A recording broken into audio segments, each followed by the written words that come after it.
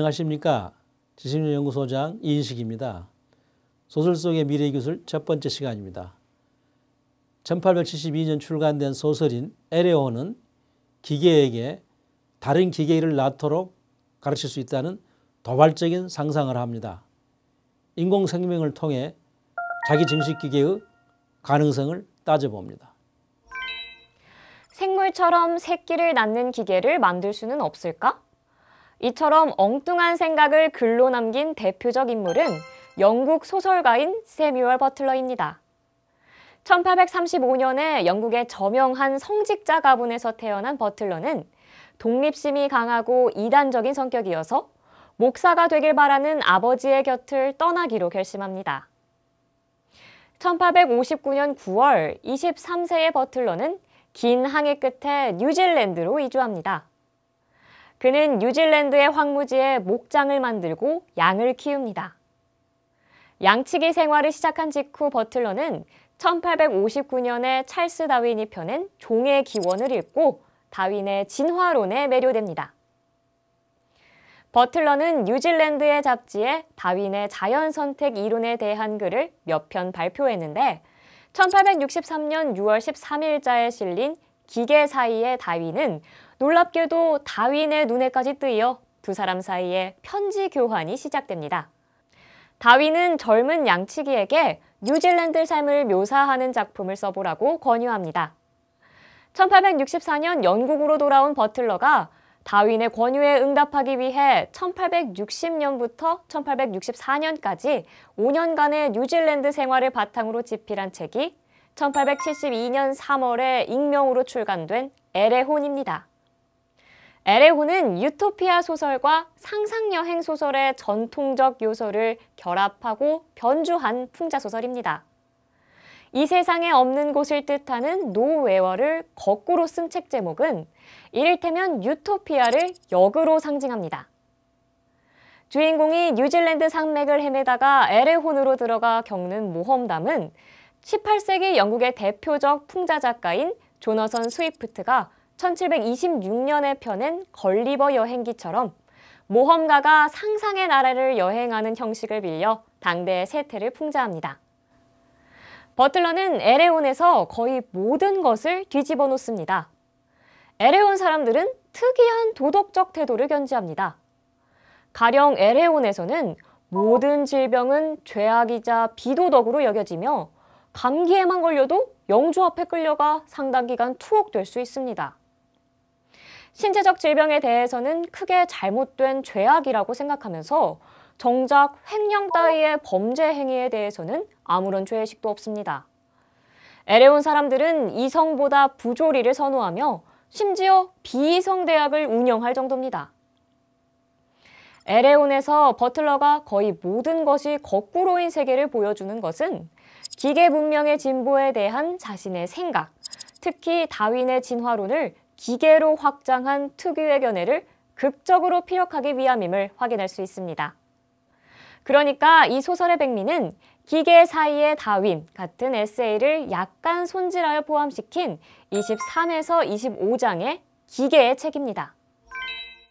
가장 학식이 있는 가설학 교수가 기계는 궁극적으로 인류를 대체하게 되며 식물에 비해 동물이 우세하듯이 기계는 동물보다 우월하고 동물과는 다른 생명력을 지닌 약동하는 존재가 될 것임을 입증하는 뛰어난 저서를 발표합니다. 가설학 교수가 집필한 책의 개요를 에레혼의 주인공이 영어로 번역해 놓은 것이 다름 아닌 기계의 책입니다. 증기기관에 의식 같은 것이 없다고 누가 말할 수 있겠는가? 의식은 어디에서 시작해 어디에서 끝나는가? 누가 선을 그을 수 있겠는가? 버틀러는 기계의식이라는 용어를 동원해서 기계가 자연 선택에 의해 사람처럼 의식도 갖게 될 가능성을 제기합니다. 이를테면 인공지능의 궁극적인 목표인 의식을 가진 기계를 역사상 처음으로 제시한 셈입니다. 기계의 책 24장에 나오는 문장입니다. 한 기계가 또 다른 기계를 체계적으로 재생산할 수 있다면 그 기계에 생식 계통이 있다고 말할 수 있겠다. 버틀러는 자식을 낳는 기계, 곧 자기증식 기계의 개발 가능성을 암시합니다. 이를테면 인공생명이 학문으로 출현할 것을 예언한 셈입니다. 1987년 9월 미국 뉴멕시코에 있는 로스앨러모스 국립연구소에 100여 명의 과학기술자들이 모여 인공생명이라는 새로운 학문의 탄생을 공식적으로 천명한 워크숍을 가졌습니다. 이 모임을 주관한 인물은 1980년대 중반까지 미국 과학기술계에 알려지지 않은 무명 인사였던 크리스토퍼 랭턴입니다. 랭턴에 따르면 인공생명은 생명체의 특성을 나타내는 행동을 보여주는 인공물의 연구라고 정의됩니다. 이를테면 살아있는 것 같은 행동을 보여줄 수 있는 인공물의 개발을 겨냥하는 학문입니다. 생물학에서는 생명체를 하나의 생화학적 기계로 보지만 인공생명에서는 생명체를 단순한 기계가 여러 개 모여서 구성된 집합체로 간주합니다. 가령 단백질 분자는 살아있지 않지만 그들의 집합체인 유기체는 살아있죠. 따라서 인공생명에서는 생명을 이러한 구성 요소의 상호작용에 의해서 복잡한 집합체로부터 출현하게 되는 현상이라고 설명합니다. 다시 말해서 생명을 생물체를 구성하는 물질 그 자체의 특성으로 보는 대신에 그 물질을 적절한 방식으로 조직했을 때 물질의 상호작용으로부터 창발하는 특성으로 전제하는 겁니다. 요컨대 생명이란 수많은 무생물 분자가 집합된 조직으로부터 저절로 솟아나는 창발적 행동이라는 뜻입니다. 창발적 행동은 인공생명의 기본이 되는 핵심 개념입니다. 따라서 인공생명에서는 구성요소의 상호작용이 생명체의 행동을 보여줄 수 있도록 구성요소를 조직할 수만 있다면 그 기계가 생명을 갖게 될 것으로 확신합니다. 그러므로 인공생명에서는 생명체를 구성하는 요소의 상호작용이 본질적으로 비선형이기 때문에 선형계에서처럼 구성요소의 행동을 개별적으로 이해하는 것은 무의미합니다. 따라서 인공생명에서는 구성요소를 조직하여 전체의 행동을 합성해내는 접근 방법을 채택할 수밖에 없는 겁니다. 여기서 인공생명과 생물학이 생명을 연구하는 방법이 정반대임을 알 수 있습니다. 인공생명은 생물학과 컴퓨터과학이 융합된 분야로서 연구 영역은 매우 광범위하며 접근 방법 또한 매우 다양합니다. 그러나 한 가지 공통점은 컴퓨터를 도구로 사용해 생명의 창조를 시도하고 있다는 겁니다. 인공생명이 제기하는 문제는 한두 가지가 아닙니다. 생명이란 무엇인가? 인공생명을 생명이라 할 수 있는가? 생물처럼 증식하고 진화하는 인공생명이 개발된다면 인간과는 어떤 관계를 형성해야 할 것인가? 랭턴은 1989년에 펴낸 인공생명의 머릿말에서 인공생명의 의미를 강조합니다.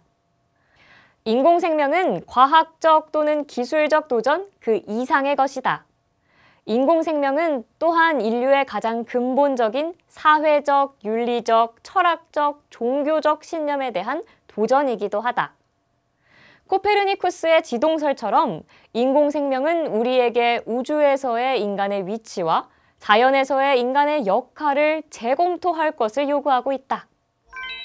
버틀러가 빅토리아 시대의 종교적 관습, 결혼, 가족 제도를 풍자하기 위해 집필한 에레온은 28장에서 주인공이 사랑하는 여자와 열기구 풍선을 타고 탈출하는 장면으로 마무리됩니다.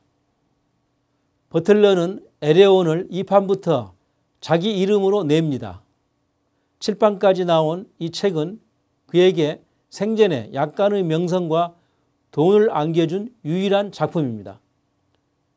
1901년에 버틀러는 일부 내용이 추가된 개정판인 다시 찾은 에레온을 펴냅니다. 버틀러는 작가 생활을 하면서도 스스로를 화가이면서 반쯤은 음악가로 생각하며 런던에서 활동하다 1902년 세상을 떠났습니다. 그가 죽고 이듬해인 1903년에 출간된 자전적인 소설 만인의 길은 버틀러의 대표작으로 여겨집니다. 경청해 주셔서 고맙습니다.